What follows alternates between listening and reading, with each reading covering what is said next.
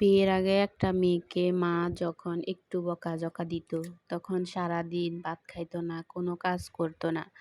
সারাদিন গুপড়ে গুপড়ে কাঁদতাম আর ভাবতাম যে মা কেন আমাদেরকে এগুলো বলতেছে, মা কেন বলছে, মা কেন বলবে।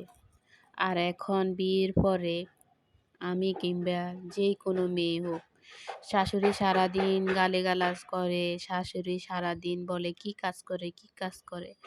সারাটাক্ষণ প্রতিটা কাজ করার পরেও যখন এই কথাগুলো শুনতে হয়, শাশুড়ি মা নিয়ে, বোন নিয়ে, বাবা নিয়ে কত রকমের কথা বলে। তবুও দিন শেষে তাদের সাথে হাসি দিয়ে কথা বলতে হয়, তাদের সাথে উচ্চস্বরে কথা বলা যায় না। তাদেরকে ভালোবাসা দেখিয়ে তাদেরকে খাওয়াতে হয়, তাদের জন্য রান্না করতে হয়। তখন তো একটুও রাগ হয় না। কারণ তো উনি তো আমার মা না, উনি হলো শাশুড়ি। মায়ের সাথে রাগ দেখানো যায়, শাশুড়ির সাথে না। শাশুড়ি শাশুড়িই হয়। শাশুড়ি যতই বলুক আমি আমার বউকে আমার মেয়ের মতো মনে করি।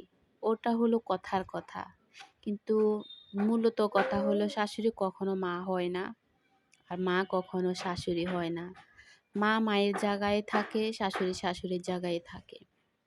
আমি যখন অসুস্থ হই তখন বিয়ের আগে মা যেরকম দেখাশোনা করে, খাওয়াই দেয় সময় মতন, যে আমার মেয়ে অসুস্থ খেতে পাচ্ছে না, থাক শাশুড়ি খাওয়াবে। শাশুড়ি তো এটা নিয়ে অনুতপ্তও হয় না যে মেয়েটা কিছু খেতে পাচ্ছে না, মেয়েটা খাচ্ছে না, মেয়েটা অসুস্থ।